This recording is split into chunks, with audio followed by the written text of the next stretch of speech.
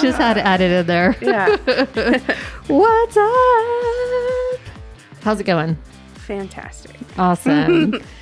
Awesome. Yeah, before we started, there was some weird cat sounds that happened before. Yeah, I don't know what that was. That was very weird. So bizarre. Ghost cat in the machine. Ghost cat in the machine. Anyway, hey everybody, welcome to another week of Case Files with Kat and Ashley. Hey.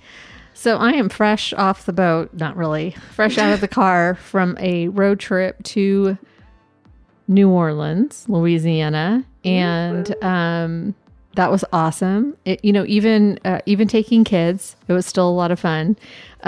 We did not get to do a ghost hunting tour, but we did go on a ghost history tour, like a haunted history tour of New Orleans. And so that was super cool. It's very different to go to New Orleans with little people. They wake up early, and so you have to get up early and you have to go out into the streets that are filled with vomit. You make it sound so fun. I can't wait to go. But then they clean it and you get to start all over. That's a daily occurrence, which is just bizarre. But we did do some fun things. They talked to Jason into doing the ghost history tour, and I'm impressed. You could hear his eyes rolling. It was so loud. I was like, "Stop it. You're being rude." Cuz he was like, "I'm going to go change a shirt." He left the tour, came back. It was really sad. But the kids had a great time, and we had a tour guide named Toast. Oh, sounds legit. He was amazing. I mean, how could you not be if your name is Toast? He made a pronoun joke. He was like, I wanted to tell my mom that I was going by Melba, and that I was using they them pronouns, and everyone just kind of blinked at him, and I was the only one that laughed, like Melba Toast. I don't know. The whole thing was just, he was so quick. And Jason was like, I caught maybe a third of what he was saying. Cause he was talking, he was like, no, I talk really fast, but does anyone have any questions? Cause there was so much for a 2-hour tour that it felt like it went by in an instant. Anyway, so I was so happy that we got to do that. I want to go back. I want to do a hunt. I'm going to take the kids. We're going to do a hunt. I don't care. There's even child-friendly tours that do hunts with technology that you can you're going on a ghost hunt. So I thought that was really cool. So we're going to do that. But we did make a stop, and we made a stop, and I went to many places, and I never saw anything that was going to be appropriate as a gift. For my Ashley. Oh. So we went to the Bloody Mary's haunted store and museum. And we did the tour, which was, the kids got freaked. That's where they got freaked out, but they weren't so freaked out that they got upset. Yeah. But there was a room of dolls, and I just hate dolls. And I just sat in there, and it was I felt like a mom with little kids running around me, wanting my attention. It was so bizarre. That was thank you. But it wasn't bad. Nothing was bad. It didn't feel negative. It just was kind of I felt like my attention was kind of being asked to look over here. Mommy, look over here. Sounds like a nightmare to me. I'm just real honest. Just that part. Just that part. Not the crawl space where sometimes little kids are seen. No, not that part. Yeah, but it was very interesting. The whole experience was really interesting. So I highly recommend stopping at Bloody Mary's Haunted Museum and store. But this is where I got your gift. Okay. So you can open it. Pretend like you didn't see it earlier. I was laughing at the cat because just the way he hopped off. So this is a voodoo doll. Not to be, you don't worry. This isn't like the stick a pin in it and hurt people. It's not like that kind of voodoo doll. And those are the decorations. It has already been blessed, and it's already been woken up. And so I don't know what that means. It's already working, and it is yours. You can name it, whatever. You don't have to do it now. Oh, I'm doing it now. Okay. So you name it, and you can decorate it however you want. If there's anything at home that you want to put with it, that means a lot to you. And things like that. I'm not going to hear a word of your story because I'm going to be over here messing with my doll. Totally not. She's looking at her doll. And then you want to feed it sometimes. So it could be a drop of your beer or, a little bit of food sitting next to it. And you would just keep it like maybe on a shelf or somewhere where it's not going to get messed up. So specifically, they said, do not put this near dogs because dogs will annihilate it. So I was like, oh, good. Thank you for telling me that, because it's basically just, it's the outside. But it has been woken up, and you name it. You don't have to tell us, but you would name it, and you can dress it and adorn it however you wish. Those are just the things that... Am I supposed to do something with the heart specifically? No. Those are just if you choose to use those. It could be like a piece of a t-shirt that you really like, or, something that means a lot. And so what I had, my intention in buying that was for your general health and happiness. So that is what I'm definitely happy right now. I can tell. She's like not even looking at me, y'all. She's like, She's playing dolls. But thank you. I love it. Thank you. So I had them bless it for your general health and happiness. So it's going to be for all things, whatever makes you happy. She's not even listening. I'm listening. No, I'm listening. You have to take a picture. You have to take a picture of it, though. I will when I'm done. I'm not done. I don't feel like. Okay. So anyway, how's your week been? Well, it's Tuesday. It's flooding outside. Since last time. Oh, it's still flooding. It's good. Just busy behind at work per usual. This thing. Same thing. Different week, same thing. Behind on projects. Yeah. My clients will be thrilled to know I'm even further behind because I'm messing with my voodoo doll. That's okay. Maybe your voodoo doll, you can ask your voodoo doll to, help you with your, yes. It's for your health and happiness. But yeah, I'm good. Everything's great. That's great. That's just so great. Everything's so fine. Just to put down her fine. doll. It's burning. The world is great. It's all great. The whole thing is coming down. It's all good. Okay, well, I'll go ahead and get started. Thank you, everybody, for listening. For indulging us. Everyone's gone now, and I'm skipping right through that. Okay, so anyway, so tonight's story. God darn it, turned off. Tonight's story is one that I've actually been researching for a long time. And you asked me the other day, you're like, are you ready? And I was like, no, because it's one of those, like, I know too much. And so I'm going to go side note, because I feel like even though I didn't write it down in here, it was important in my brain. And so I'm going to remember things. Anyway, so tonight I'm going to tell you about one of the most sadistic serial killers that I've ever actually read about. And I found this from the author that I love, Greg Olson. He's the guy that wrote the book on Shelley Notek, the crazy ass mom that I did. She was an awful mother, friend, wife, all of that. And then I did the story about the Amish serial killer, and he wrote that book as well. And so, the man has some books, so go buy them. Yeah. I love Greg Olson. If I could get him on this podcast, I know I would love to. Really, I think he might be my favorite writer because I just love everything. And I love, so far I have loved every single performance of the audiobooks. So it's fun. I listen to the audiobooks and then I buy the actual book. Yeah. So it's dumb. Okay. Anyway, so what gets me about this story, and it probably also goes for, remember when I did the story on Dr. Death? Yes. Christopher Dunch? I think if you guys remember that episode, that it also, I'm going to do a lot of callbacks tonight. So I did the Amish, the crazy ass mom, Dr. Death callback episode. What I think gets me is that, like, people unknowingly went to their death.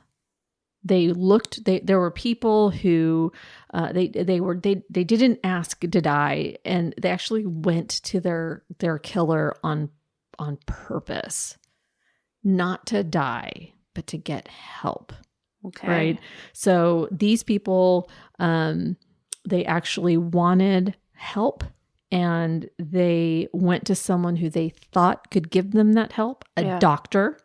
And then I will say right now, I respect doctors. I mean, hell. Do you? The doctors that helped my mom, that MD Anderson, bravo to every single one of those people that, I mean, they wanted to hold out hope until the very end. And those last few months, I mean, I don't have a bad thing to say about a single one of them. Like they knew what they were doing. They had so much compassion and passion for what they did. And I mean, seriously, these people were amazing on so many different levels. They knew their shit and they tried. Yeah. But my mom just wasn't strong enough. You know, like the cancer had just gone too long, being untreated, and she just got so thin and so weak that she couldn't handle the treatment. Yeah. But that wasn't their fault. That wasn't their fault. You know, they tried. They were trying.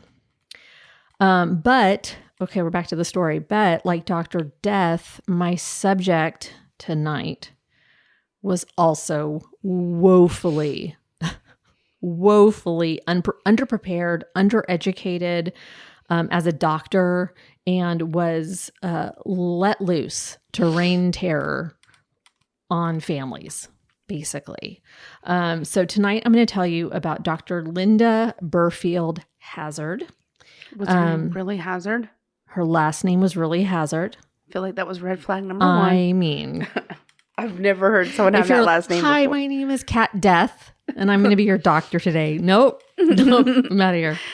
Dr. Catastrophe? I'm out of here. I don't know. Dr. Hazzard would definitely, I would be Linda out. Burfield Hazzard, a fasting doctor. Okay. And I'm using air quotes very passionately right now because she was a doctor without a PhD. Oh, okay. Okay, so let me give you a little bit of the early history of this doctor. And again, I'm using the air quotes here. So this is from Wikipedia because I needed it to be succinct, and because there's so much to go into. So this is from Wikipedia. Linda Laura Hazzard was born Linda with a Y. She changed it to with an I. Not really sure. That's another red flag. Linda Laura Burfield in Carver, Minnesota, and she was the oldest of 7 children of Susanna and Montgomery Burfield. Hazzard had no medical degree, but was licensed to practice medicine in the state of Washington through a loophole that grandfathered in some practitioners of alternative medicine without degrees. According to her book, The Science of Fasting, she studied under Edward Hooker Dewey, MD, a well-known proponent of fasting. Hazzard developed a fasting method that she claimed was a panacea for all manner of illnesses, ridding the body of toxins that caused imbalances in the body. Over the course of her career, she wrote 3 books about what she claimed to be the science behind fasting and how it could cure diseases. The first was Fasting for the Cure of Diseases in 1908, followed by Diet in Disease and Systemic Cleansing in 1917, and a 5th revised and amplified edition of the Fasting for the Cure of Disease was published in 1927 under the title Scientific Fasting, the Ancient and Modern Key to Health. Okay, so a lot of people were like, well, fasting can be good. A lot of people do intermittent fasting. Some people think that fasting, to clear your system is good and all that. Okay, but this was like so extreme. It's not a day here or even a week. This was over a month and a half, sometimes longer. So not healthy. Not healthy. So Hazzard established what they called sanitariums back in the day, health sanitariums. She named it Wilderness Heights, and it was located in Olalla, Washington. And so a quick note as to where that is, because it's a Washington state. It's about 57 miles from Seattle. Let me look at my notes, 92 kilometers. So it's about an hour and 10 minutes if you drive. Okay. Right. It's on the Puget Sound. So if you kind of are trying to figure out where this is, it's beautiful country. It's very rural. At the time, there were, it was a horse-drawn carriage kind of a place, a lot of steamboats going around. That's the kind of era we're living in at this point. Okay, so the sanitarium was where inpatients fasted for days, weeks, or months on a diet consisting of small amounts, a cup twice a day, of tomato or asparagus broth, and occasionally orange juice, like a tablespoon in the morning, sometimes every hour. That's it. And so, quick note, this isn't, when I say a tomato or asparagus broth, this isn't a puree. It's not a soup. It's not like a bisque. Yeah. It's not like that. This was literally, the water from the boiling of canned tomatoes or asparagus. They would take the tomatoes or asparagus out of the water, and then the patients were given a cup of that water. So like it would be like a light pink or a light green water. So like nothing. I think I'd rather be sick. I mean, yes. So just, that's it. It was lightly colored, if at all. So that's my side note there. See, when you know too many things, it's like, that's important, I guess. Okay. So while some patients survived and publicly endorsed Hazzard's methods, dozens died in her care. Dozens. Hazzard claimed that the deceased had succumbed to undisclosed, this is in quotes, undisclosed or hitherto undiagnosed illnesses such as cancer, how did she know that, or cirrhosis of the liver. Just lots of them died of cirrhosis of the liver. Interesting. I know, just, she's the doctor. And her opponents claimed that they all died of starvation because... Shocking. Starvation. Local residents in Olalla referred to the sanitarium as Starvation Heights. I'm sorry. And so that I don't mean to laugh. That is the name. So she Wow. went from Wilderness Heights to Starvation Heights.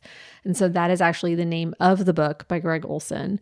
There are people who live there who have never even stepped foot on the property of Starvation Heights because of the bad juju that's left there. Is it just empty land? I mean, now it's just an empty land plot. There are the amount of that land that she owned I think there is still a house, and actually there's a really God, I don't even know the name of the show anymore.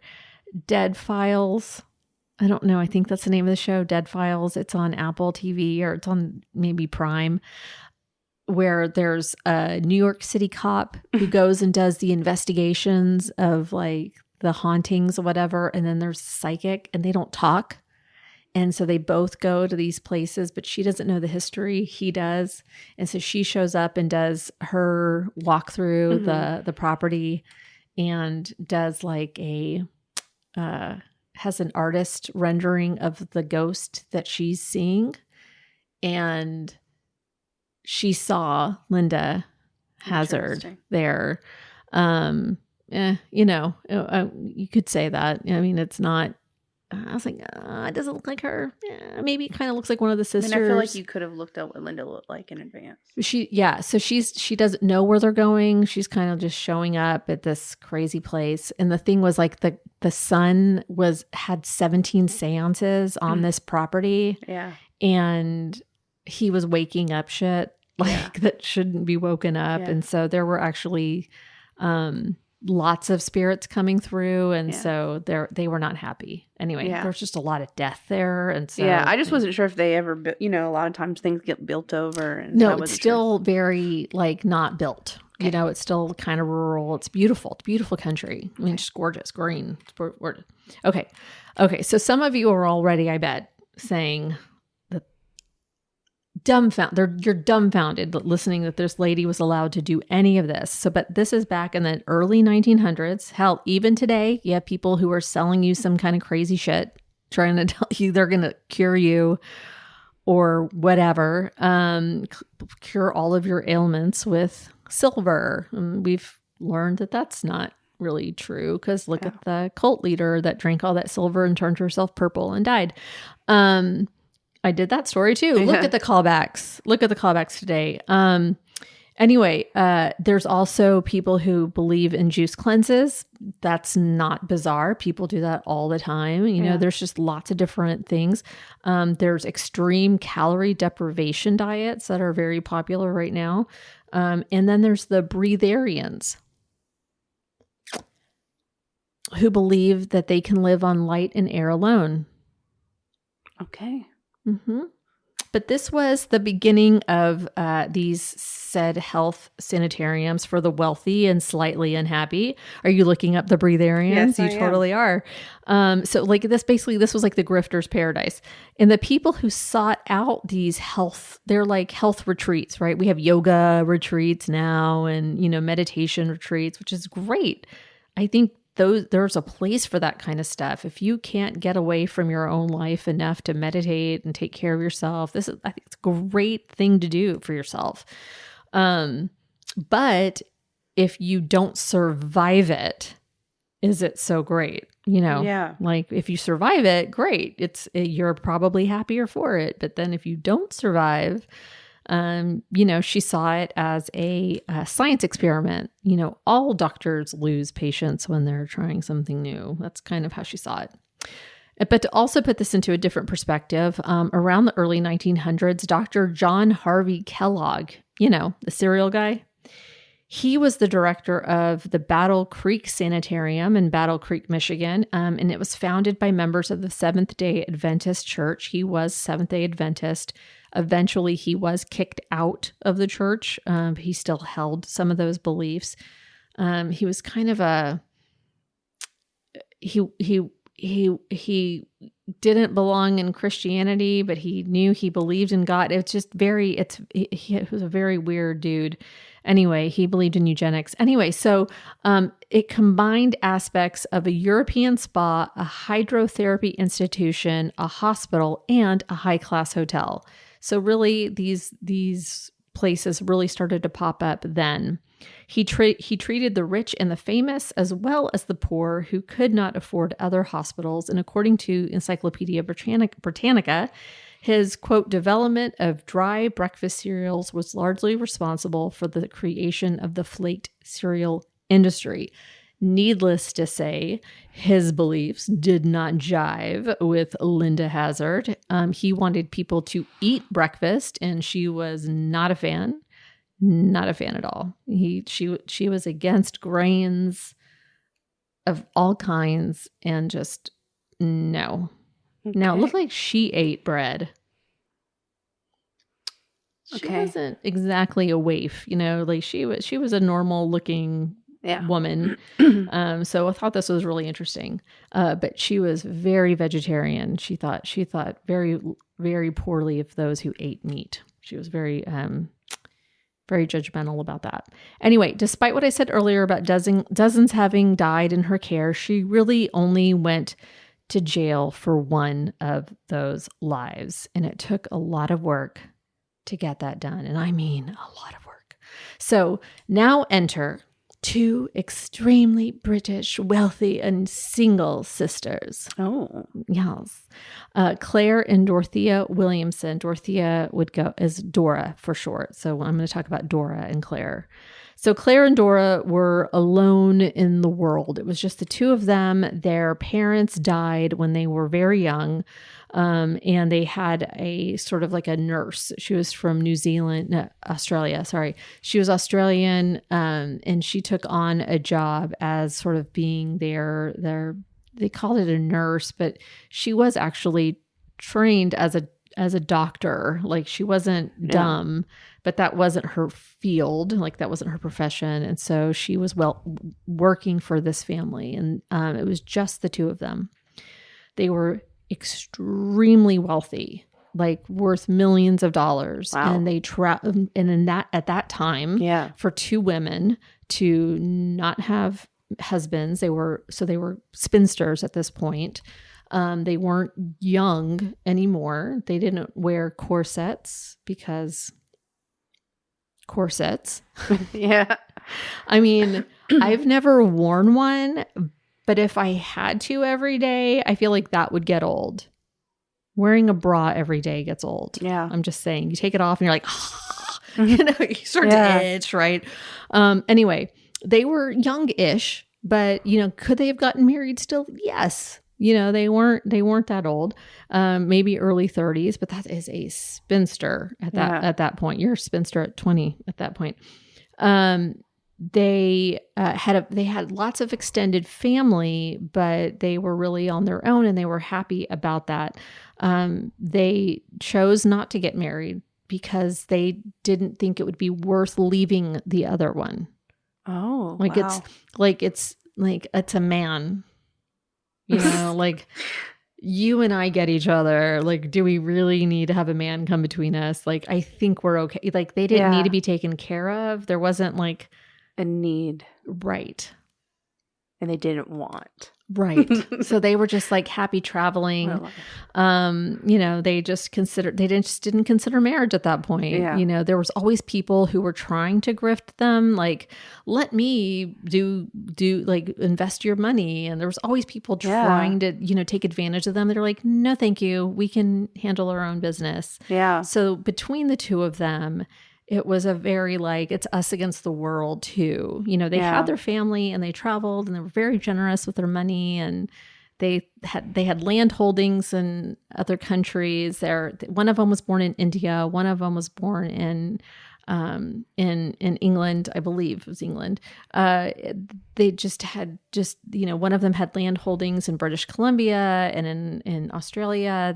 So it was just like, they were very well off and they did not need to get married. So they were just happy traveling. But they did have some medical issues, very minor medical issues, just ailments, I guess you would say. Yeah. Nothing severe, especially for this day and age. I mean, then they didn't have germs yet.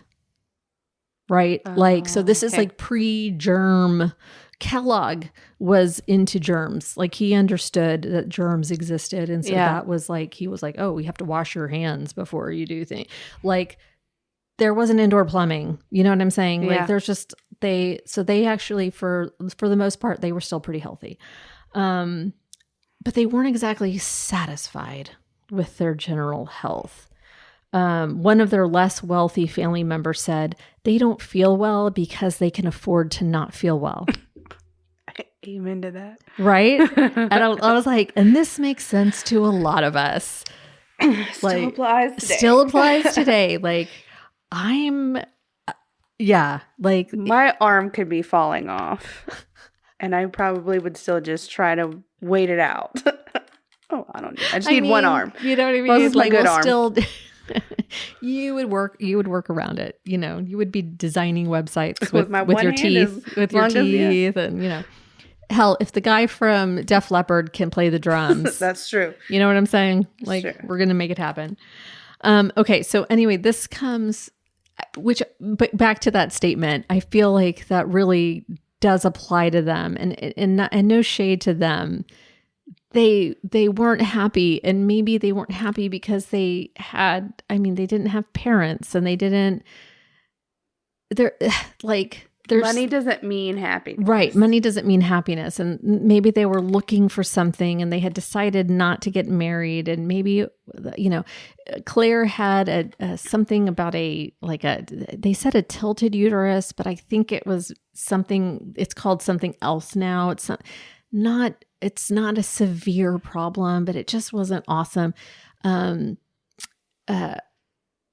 I think Dora might have had like rheumatoid arthritis or some, like it wasn't, they weren't 100% healthy, but it wasn't something that would make you like, it's not going to kill you. Nothing's going to kill you right now. Okay.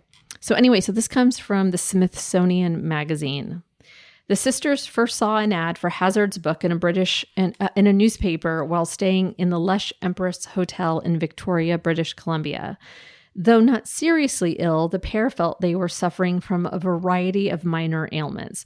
Dorothea complained of swollen glands and rheumatic pains, while Claire had been told she had a dropped uterus. The sisters were great believers in what we might today call alternative medicine, and had already given up both meat and corsets in an attempt to improve their health. Almost as soon as they learned of Hazzard's Institute of Natural Therapeutics in Olalla, they became determined to undergo what Claire called Hazzard's most beautiful treatment. Oh. And I am all for alternative treatments, as long as you don't die in the process. I mean, THC is a great alternative to hardcore pain treatments. Yes. So, for so many. So anyway, out there. It's out there. Okay, so the Wilderness Heights is later named Starvation Heights by the Olalla locals. Its countryside setting appealed to the sisters almost as much as what Linda Hazzard was offering. Claire especially loved the country, just the idea that there was going to be like horses grazing in the fields and vegetable broths made with produce fresh from the nearby farms. Like, it's just it's what Linda Hazzard was selling them. And so they're like, oh, that sounds wonderful. And they had just been traveling and they wanted to be on this farm, but it wasn't quite ready yet. So when they showed up in Seattle in February of 1911, and they show up and Linda Hazzard's like, okay, you need to start right now. And they're like, aren't you going to even give us a medical examination? Nope. Nope. You're dying and you need to. You're dying? Yes, like this, you are very sick and you need to start my treatment right now. And they had told her, like, look, we're here, but we haven't told anybody that we're here because we know that our family is probably going to be like, oh, there those girls go again with their crazy alternative treatments, right? And so she's like, oh, really? Okay, so anybody in charge of you? Nope, we're on our own. Okay, then we need to start right now. And so she starts them on the treatment right away.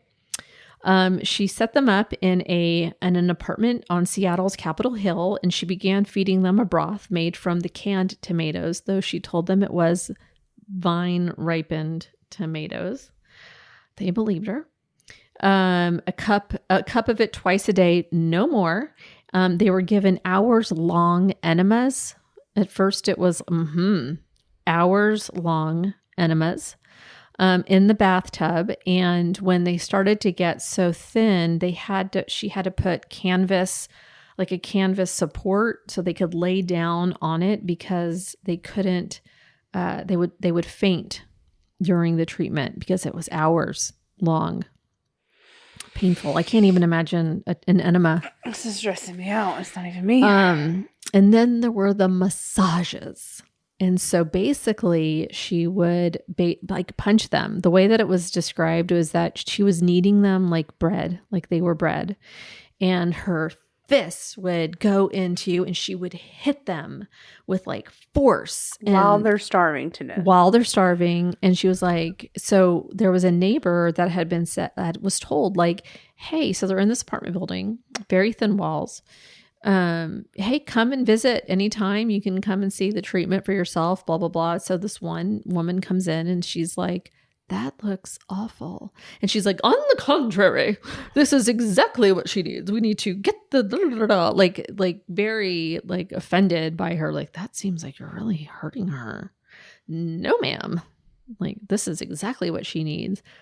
But this woman was very uncomfortable about what was going on in there. And the people in the building talked about like, they used to go on walks all the time. And then they got just to be too weak to walk. And as they were losing weight, they got to be so scary looking, you know, the skin just over the bones, just so tight over the bones, lips would just... Yeah. You know, everything the eyes looked big and sunken in, and the lips got thin, and the teeth got bigger. Everything changes, right? Everything changes how you look. So by the time the Williamsons were transferred to the Hazzard home in Olalla 2 months later, so Linda Hazzard did have a home there. So 2 months later, they weighed about 70 pounds, and they had started at about 120. Wow. 70 pounds. And I'm assuming they just didn't have the ability to leave, or did she really make them think they were dying? She, I think at this point there might have been a little bit of both. I think that they were, I think she had a way of manipulating everybody. Yeah. She was very confident, very forceful. She, even in talking about her husband, she was married. Even in talking to her husband, they would just say that you always knew when they were on the boat, because you could hear, Samuel, you scallywag, you better be waiting there. Like, I mean, just always just screaming. I have to say your accent really adds to this story. Does it? It's because I listened to that book 2 times. 2 times. But it was always so, she was just bossy. Ugh, I don't like to use that word when it comes to women. She is just, it's my way or the highway. She was very persistent. Yeah. And determined. And that is just who she is throughout her whole life. And I'll get into a little bit more about that later. But family members, you know, the neighbors were worried about her, and it got to be where people were kind of talking. And so they moved the sisters out to the Olalla house at about 70 pounds. Family members would have been worried too, but they weren't connecting with their family. They were writing letters, but they knew that if they were telling their family the truth, then they wouldn't be getting what they wanted out of it. They wanted to be better. And so here comes Linda Hazzard saying, nope, you're not ready. You're not ready. And, you know, she'd be like, stick out your tongue. And she'd be like, your tongue is dirty. You are not ready to eat. You must be ready. You must have a clean tongue. Like, you know, just so these bizarre. It's so bizarre. And the enemas, and then they're not eating any food. They're just basically drinking this water and having these enemas for hours upon hours. Like, how is their tongue dirty? And like, your breath must smell sweet. It's like, how could you even have an enema for an hour when you're not eating anything for like months? So, one of the things I was like, I didn't know how she was going to ask, like, how did people who worked for her?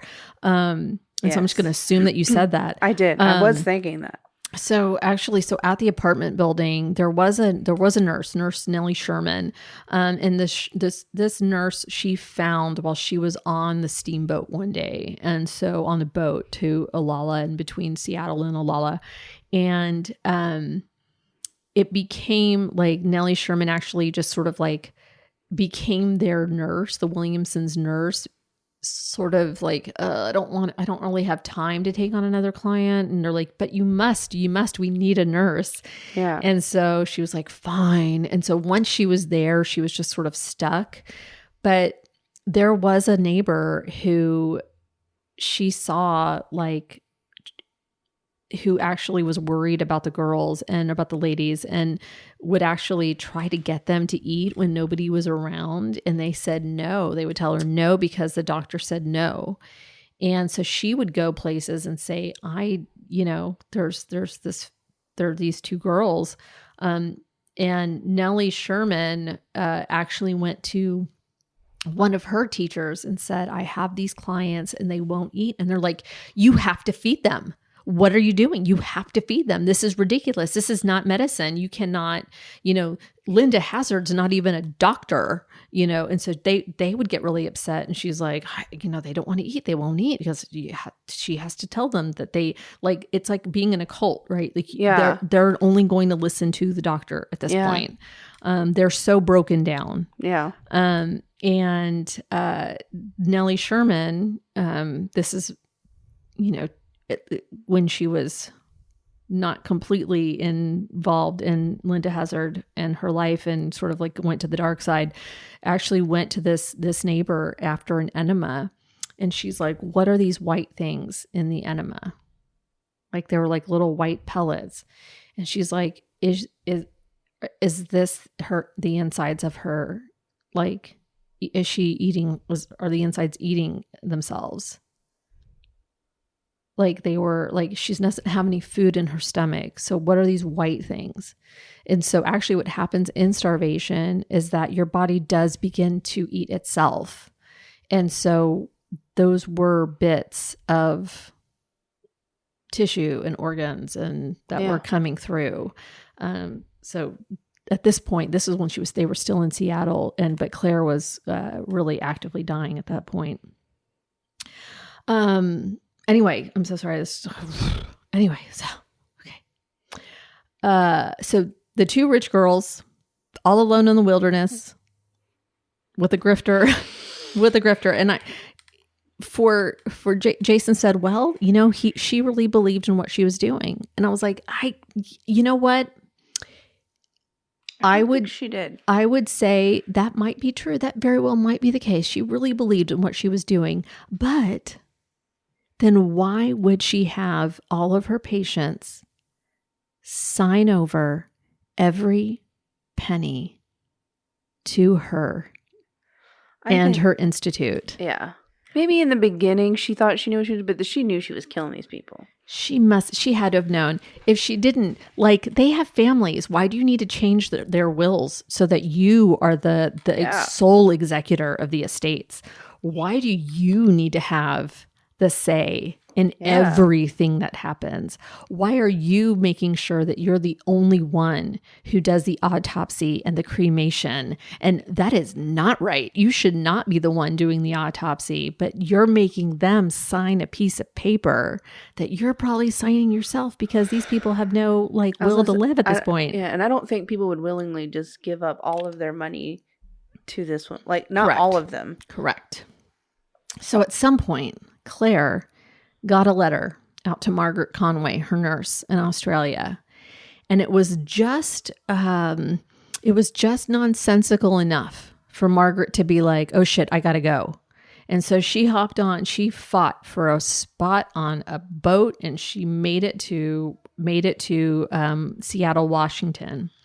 Now, I love her. I feel like she's the freaking hero of the story. There's other people who really did a good job, but she is the freaking hero to me.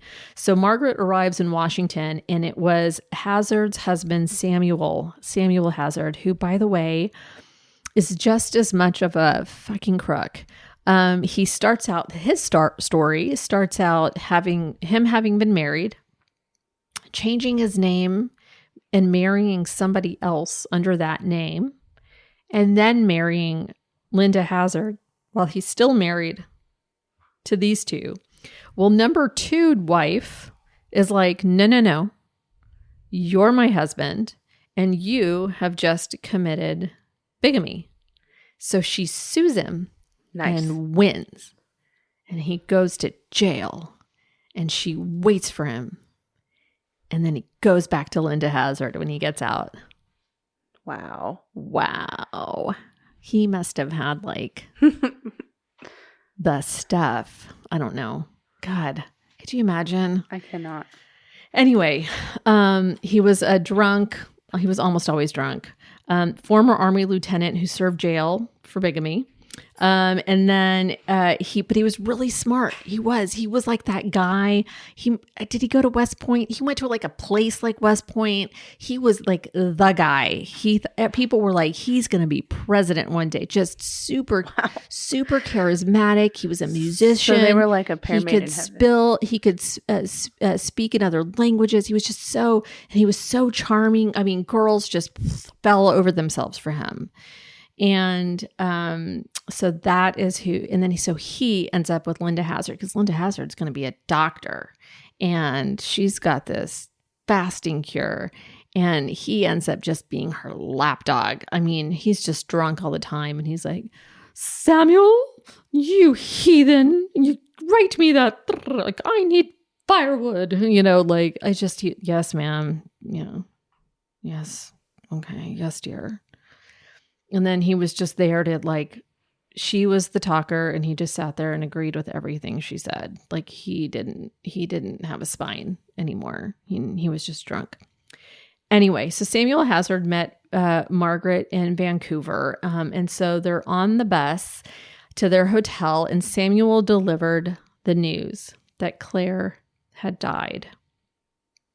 She got the letter, and days later she died.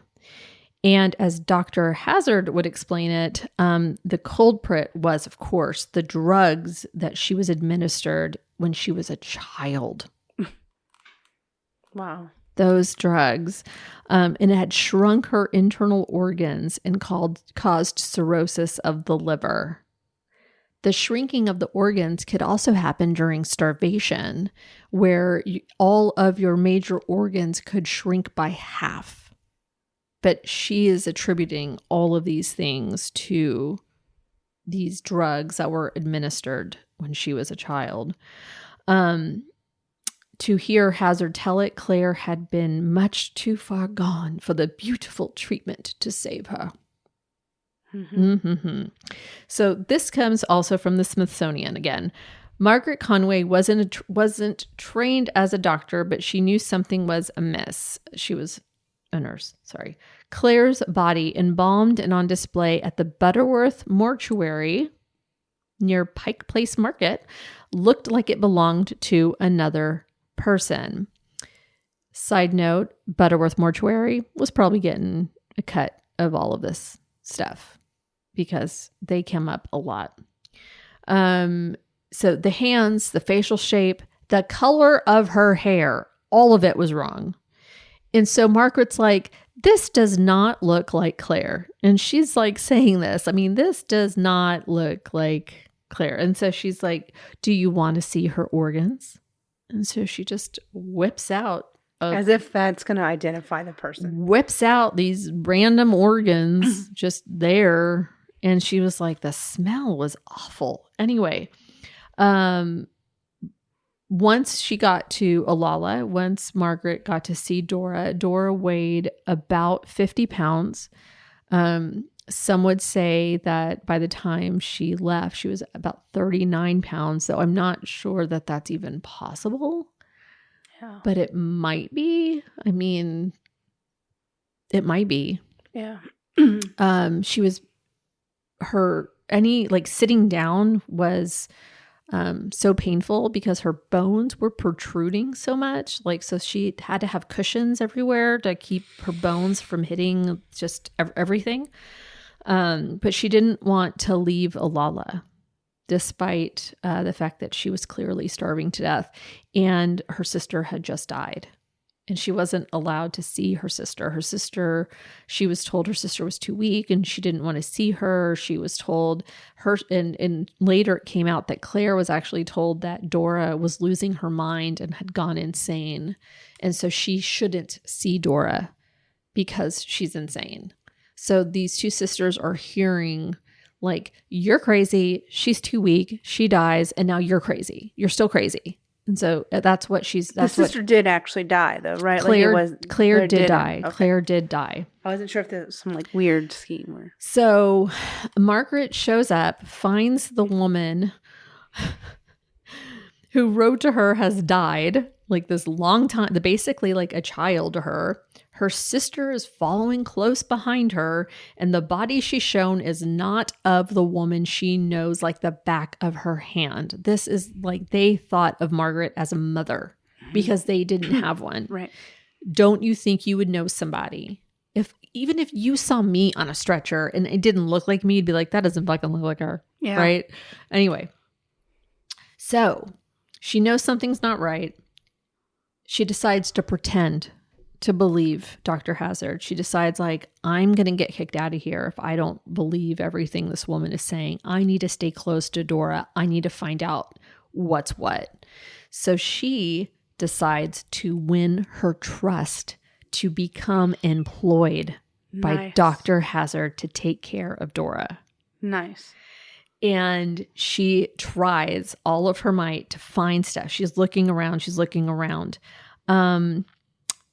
starts noticing everything, like that Dr. Hazzard is wearing a dress that belonged to Claire, that she has Claire's diary, that she has diamonds that belonged to Claire and Dora on her fingers, that just all these things. She's just noticing them and not reacting to them, right? She's like, what the fuck? So Margaret's like a spy, right? So she found notes that said that the doctor had been appointed to the executor of Claire's considerable estate, as well as Dora's guardian for life. And Dora had also signed over her power of attorney to Samuel Hazzard. And meanwhile, the Hazzards had helped themselves to Claire's clothes. They had bought a bunch of household goods because they were hoping to settle on the land that they actually had property on. And an estimated $6,000 worth of the sisters' diamonds, sapphires, and other jewels. Dr. Hazzard even delivered a report to Margaret concerning Dora's mental state while dressed in one of Claire's robes. The audacity. Really. So Margaret's like, hell no. Right? Yeah. I mean, the fact that she kept a straight face is like my favorite part. Yeah. Because I would not be able to hide it. I do not have a poker face. I do not. I would be like, yeah, I see you. Anyway, so she decides, I'm getting Dora the hell out of here ASAP. But she needed to make sure that Dora lived. And so she snuck in food without anyone, even Dora, without anyone being the wiser. So like she literally would add some rice and like smash it up real small so you couldn't tell that it was in the water. Oh. Like she smashed it. Yeah. And Dora couldn't really eat. I mean, like literally they would play with the 1 pea they were given when they got solid food. It'd be 1 pea and they would spend an hour trying to get the pea on the fork. Wow. Because they wouldn't pick it up with their hands. They couldn't, I guess. I don't know. But they would spend so long waiting on that 1 pea. They'd be like so fucking excited for that 1 pea. And they couldn't, I mean, just honestly. Yeah. And that was when they could feed themselves. So Dora did not want to hear about food. So she even tried to put in cream and things like coffee or whatever. And then Dora would get violently ill because that's too much. You can't just give a starving person food. Yeah. Or else it's just they revolt. So the puking with the cream was like, okay, I can't do that. So she stuck with like she would put chicken broth or she would just whatever. Yeah. Whatever she could get away with. So this also comes from the Smithsonian. In the end, it took the arrival of John Herbert, one of the sisters' uncles whom Margaret had summoned from Portland, Oregon, to free Dora. And after some haggling, he paid Hazzard nearly $7,000 to let Dora leave the property. But it took the involvement of the British vice consul in nearby Tacoma, Lucien Agassiz, as well as a murder trial to avenge Claire's death. So, but this took so long because they're just like, meh, like the British government was like, I don't know that we can really go against this doctor. And they went there on purpose and they didn't really see. And it took the death of another, they were trying to, they didn't have the money, they didn't have the whatever, but they were like, oh my gosh, these people can pay. And it was just, it was so much. Anyway, so as Herbert and Agassiz would discover once they started researching the case, Hazzard was connected to the deaths of several other wealthy individuals. Many of them had signed large portions of their estate over to her before their deaths. So did she really believe in this treatment? That's the hill I'm going to die on. So one former state legislator, Lewis E. Rader, even owned the property where the sanitarium was located. And its original name was Wilderness Heights. She kept it, but then everybody changed to Starvation Heights. So Rader died in May of 1911 after being moved from a hotel near Pike Place Market, which is where the sisters lived, to an undisclosed location where authorities tried to question him. Another British patient, John Ivan Flux, had come to America to buy a ranch, yet died with $70 to his name. A New Zealand man named Eugene Wakeland was also reported to have shot himself while fasting under Hazzard's care. Hazzard had gotten herself appointed administrator of his estate, draining it of funds. In all, over a dozen people are said to have starved to death under her care, although some claim the total could be significantly higher. One of the things that come across in the book, and then when I watched that Dead Files episode, there's not a whole lot on TV about this, but what she said was, it feels like somebody's being forced to kill themselves. And she kept saying, like, there's a woman that she's like telling me, like, go down the stairs, like you're gonna have to go down the stairs. Damn. And one of the things that is brought up in the trial is that after Claire died, that Linda Hazzard kept putting it in Dora's mind that she was going to kill herself. She kept saying, oh, why are you looking out the window? Are you going to jump? Oh no, I need to sleep right here so that you don't kill yourself. And she was like, why the fuck would I kill myself? Yeah. Like, that doesn't even make sense. And so she was like, I really don't like that you keep bringing up suicide. I don't know why you keep bringing up suicide. I have no intention of killing myself. Yes, I'm sad that my sister died, but it does not mean I want my life to end. Yeah.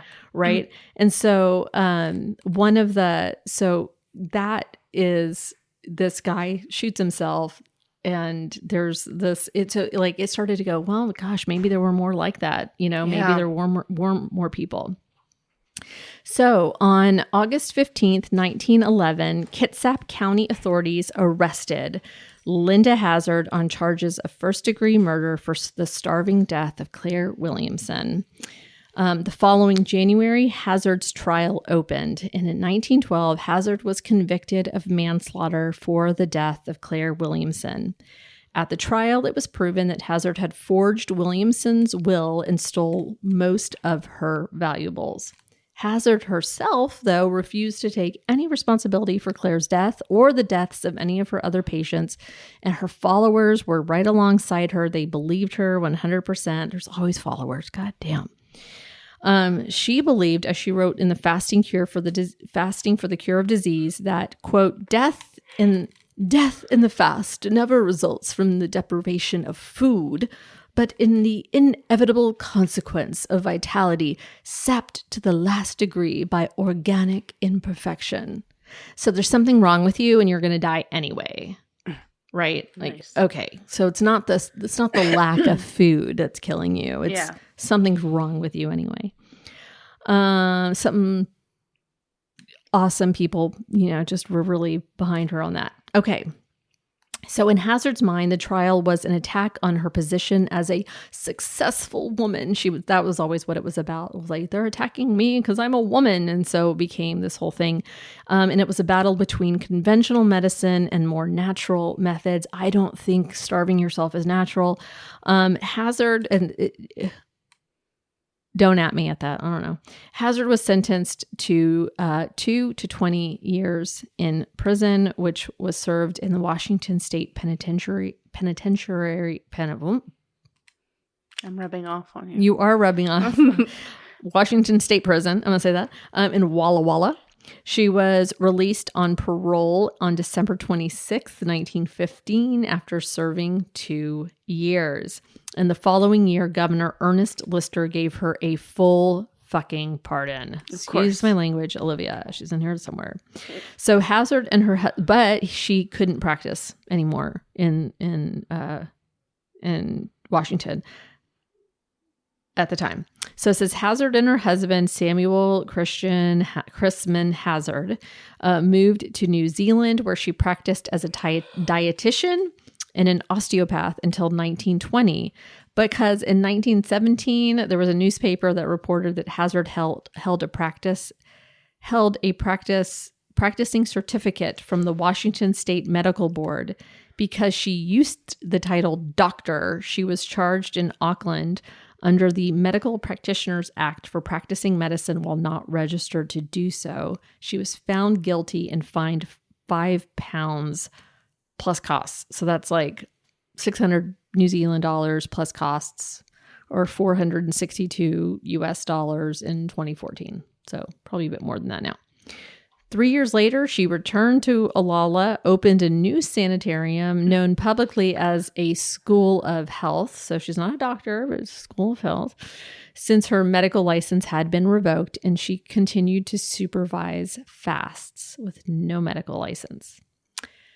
But the ending, the real ending, comes with a bit of cosmic justice. Can you guess? The Institute burned to the ground in 1935, and 3 years later, Hazzard, then in her early 70s, fell ill and undertook her own fast. It failed to restore her health, and she died shortly thereafter from starvation. Oh, no. Today, all that remains of her sanitarium are a 7-foot-tall concrete tower and the ruins of the building's foundation, both now choked with ivy. And that is my story. Oh, God. I don't know if anyone can convince me to starve myself. I eat like 50 times. I eat like 50 times a day. But you didn't eat today. But you did have a brownie. A gluten-free brownie. Hey. Yes. You couldn't pay me enough to give someone my money to starve me. And then it was the enemas. It was the enemas, the starvation, and then the massages. And, when I was really thinking about this, I was like, there were so many people that were accomplices to these crimes. There was the nurse, Nellie Sherman. She actually was asked to be a witness for the prosecution because the woman who lived in the apartment building, who she went and took over the enema and said, "What are these things? I think something's wrong." She said that I never did that. So she was going against the witnesses who she spoke to, the grocer, the doctor, anybody who she spoke to. She would say, "Nope, I didn't do that." And finally, they cracked her. Finally, they were just like, "Oh, she couldn't lie enough." But she tried. She really, really did try to lie. There was the caretaker of the grounds. He and that nurse Sherman, ended up getting married. But but he was also very devoted. He was very loyal to Dr. Hazzard, Linda Hazzard. Samuel Hazzard just stayed drunk. Then there was the lawyer. There was actually a lawyer that helped draft up and was there to sign and do all of those things. It wasn't just Sam Hazzard who was doing those things. There was actually a lawyer who showed up and did those things. There was the mortuary who many of the people this was not common practice, and it is not common practice that the doctor of the person who died then does the autopsy, and then does the cremation. Like that is just not common practice. Yeah. Right. And it's just not. Very strange. And then the fact that there were multiple people who were like, yeah, that didn't look like my loved one. There were multiple people who came forward saying my loved one was in her care and my loved one didn't look like that either. And so there was just a litany of people who, for one reason or another, probably money, they were getting a payout, who followed along with whatever Linda Hazzard said. And she was probably very, very, I mean, the fact that she tore her husband away from another woman and then just said, they're not married. They're not married. They're not married. And then it's like, no, they're married. Nope, they're not married. Like, she's like, I want that guy and I'm going to have him. And she got him. And then he was like nothing to her. Yeah. She insulted him. She berated him, but she wasn't a beauty. And so like, he was this handsome, charming, whatever. And she was just sort of like, she was average, she wasn't a beauty, but like that was who, I don't know. She was such a strange character. Like it's such a strange character, like so much bravado, but like, why? And you're not even happy with this dude, but he ended up being like her lackey. He literally went to jail because he was still married to someone else. Yeah. And then the first wife was like, yeah. And he was actually still married to me. Yeah. And she's like, but I didn't want him. And then the other lady was like, she moved for him and changed her name. Like the whole thing, didn't tell her parents they were married yet. And like, she really like upended her whole life for him. And then he didn't come back to her. Yeah. I mean, she did sue him. So. And then she was just like, oh, she felt really bad for him. And then, she would go visit him in the jail. And then, his reputation started to get better. But then Linda Hazzard was visiting right after her. Like she wouldn't give up. Yeah. And so like, man, he must have, I don't know, had a golden penis or something. I don't know, these people. But just the amount of people that actually had to help all these people die, and nobody was like like you always say, if you see something, people like all these neighbors in the apartment, and they were probably like, we don't know, we're not doctors, we're not, the fact that they were so manipulative that these people who were literally starving, I mean, they had to be in pain as they were starving, just wouldn't leave or wouldn't tell their families. It's crazy. I mean, it's crazy that they could be that manipulative of these people. And there were people who were like, I'm going to take her fasting cure, and then they die. Like, well, it's like, you're not supposed to. Did Dora actually survive once they removed her? Dora survived. And when, and there was one picture of her. I have seen others, and I will pull it up right now. I have seen others that in that show, again, they interviewed Greg Olson, and I just wish I could, I'm sure it cost a lot of money. But she was so thin.